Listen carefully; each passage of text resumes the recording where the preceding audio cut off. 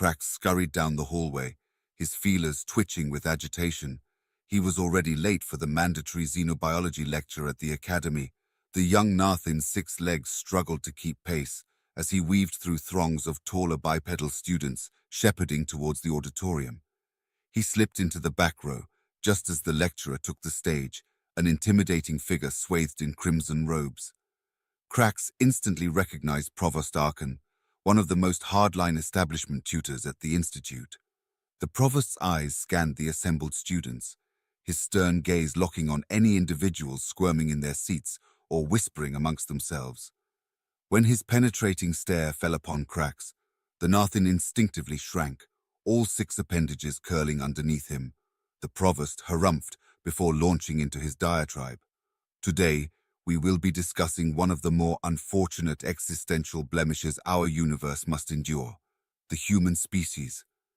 An image appeared on the immense screen behind him, a pale, hairless biped lacking any discernible physical attributes. Crax shuddered at the alien's grotesque appearance. Humans represent the antithesis of everything our enlightened civilization stands for, Arkan declared, his voice booming through the auditorium. Biologically frail, their evolution is a mutation better suited to the prehistoric age they emerged from, rather than our modern galactic communion. Crax leaned forward, his feelers twitching in rapt attention, despite the contempt dripping from the provost's words. He had heard of humans before, of course, the ubiquitous backwater simians found scattered across hundreds of sectors, largely ignored by the great spacefaring civilizations. But he had never received formal instruction on the loathed species. Not only are humans hopelessly outmatched from a physical standpoint, but their mental inferiorities are perhaps even more glaring, Arkan continued, his face contorting into a sneer. Humans lack the intellectual fortitude for higher dimensional reasoning. They doubt, they resist authority. Entire wars have been fought over their endless capacity for petty disagreements and tribalism. It was hard for Crax to believe such a pitiful species even warranted discussion. A lump of anxiety began forming in his stomach. If these humans truly were as weak and pathetic as the provost described, how could they possibly pose any sort of threat to the great civilizations? Were they discussing humans merely to illustrate how far the galaxy's ascendant races had evolved beyond such wretched primitives? Arkan seemed to sense the student's confusion and disdain. "I know what you're thinking," he said, his eyes narrowing. "If humans are so inconsequential, why waste our precious time dwelling upon them?" With a dramatic flourish, the provost activated a haptic control, and the image shifted to scenes of profound violence and devastation.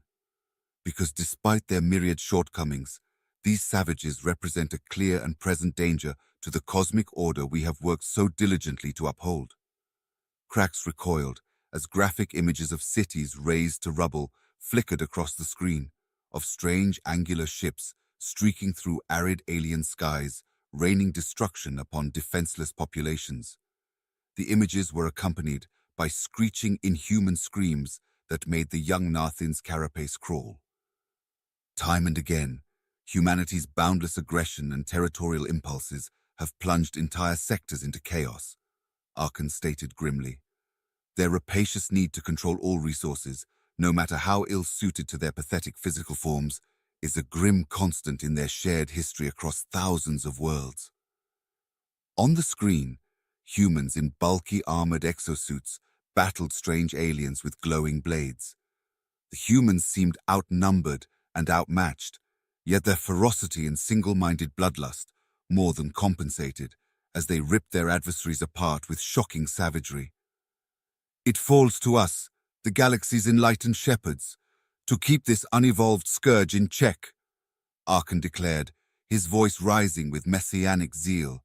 "We must shepherd the humans, curb their violent impulses, and restore cosmic balance whenever their destructive impulses rear their ugly head, lest they drag us all back into the cosmic cataclysms of the primordial ages."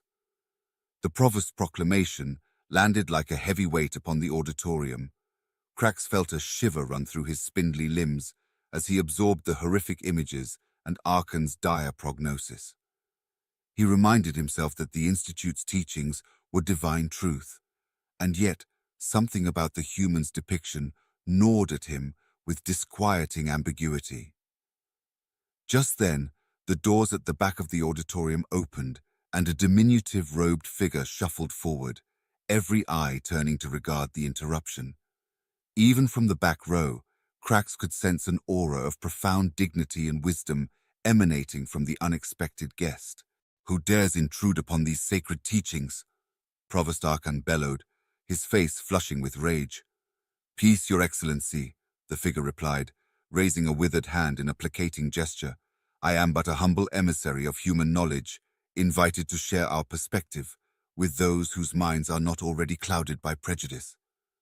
Arkan seemed to swell with affronted indignation before composing himself. "Very well, human, but be warned. We are not receptive to human lies and distortions here. You will speak the unvarnished truth under my watchful eye." The small human nodded calmly and made his way down the center aisle to the stage. Cracks leaned forward, straining to see and hear this alien who dared challenge the establishment's entrenched teachings. The human took the podium, his eyes traversing the assembled students in a single sweeping gaze that seemed to penetrate right through to Cracks's core. "Truth," the human began, his voice cracking but authoritative, "is simply the perspectively one assigns to empirical facts. And for too long, the establishment's single-lens framing has twisted facts to suit their desire to render humanity as a crude, unruly aberration requiring constant supervision." The human reached up and lowered his hood, revealing a shock of unkempt grey hair, framing a withered, kindly face lined by untold experience. "My name is Abraham Langhorne, Admiral Abraham Langhorne of United Earth's Galactic Expeditionary Forces. I've explored more of our cosmos than any being alive, and witnessed humanity's hidden strengths and resiliencies over and over again in the face of the greatest adversities." The old man turned and gestured toward the images of human warfare still flickering across the display screens. "Those scenes you just witnessed, they conveniently omit the full context of humans achieving battlefield supremacy against entire armadas of technologically superior alien aggressors through innovative tactics and sheer grit." Cracks felt something shift within him, a sort of cognitive realignment as he absorbed the Admiral's words. He was vaguely aware of the auditorium descending into murmurs and restlessness. "Your esteemed provost shows you the destruction wrought by humanity, but fails to explain that those actions were in defense of our entire way of life," Langhorne continued, his voice rising to cut through the growing commotion. "For every seismic conflict, there were 100 times as many examples of peaceful human cooperation, exploration, and technological achievement that could have pulled your species forward, had you not so stubbornly tried to suppress us." Provost Arkan slammed a meaty fist against the podium, his face mottled with rage. "Enough of this treasonous prattle. Guards, seize this insolent wretch at once." But before the Institute's crimson-robed sentries could react, a shimmering force field sprang to life, encasing the stage. Cracks gasped, a human personal protective shield capable of withstanding any weapon. Admiral Langhorne smirked and continued his subversive narrative. "Oh yes, you accuse humans of being a brutish species, yet we harnessed energy shielding long before any living alien race, a technology your scientists still struggle to replicate." The old man turned towards Cracks's row, his piercing gaze locking onto the young Nathan as if bestowing some sublime truth. "I've seen humans settle and cultivate entire solar systems, using nothing but the tools and supplies we carried on rickety generational starships, building sustainable agricultural output, clean energy, and social cohesion, while your own species was still squabbling over scarce planetary resources." On the screen, images of gleaming domed cities bathed in perpetual sunlight replaced the scenes of devastation, each edifice a marvel of architectural and urban planning logic. Cracks's feelers twitched in a sort of stunned awe. "And I've witnessed human soldiers hold off entire alien armadas with nothing but grit, resolve, and a few obsolete nuclear warheads. Hopelessly outnumbered and outgunned, yet prevailing through ingenuity and unbreakable spirit. The displays now featured grainy tactical footage of squat, heavily armored humans waging defiant battle against strange biomechanical beings whose sleek forms and incomprehensible alien weapons should have made short work of them. Yet time and again, the grunts in heavy battlesuits rallied, adapted, and accomplished the impossible against their technically superior foes. Admiral Langhorne slammed a bony fist against the podium, his pale eyes blazing. For all their technological and philosophical advantages, no alien species could stand against humanity's single greatest evolutionary advantage, an almost perverse ability to ceaselessly adapt and overcome any obstacle in defiance of all logic. The old man locked eyes with Krax again, and the young Narthin felt a current pass between them, a transmission of profundity. Remember this truth above all others, student. No matter how dire the circumstances, no matter what physical disadvantages or limitations we face, humans will always find a way. In that moment, the auditorium descended into chaos. Students began shouting derisively at Langhorne, some cheering him, many just venting confusion and shock. Provost Arkan roared for order, slamming his fists like percussive hammers against the stage, while his impotent guards tried desperately to disengage the Admiral's protective shield. As for Krax, the young Narthin could only sit transfixed in his seat.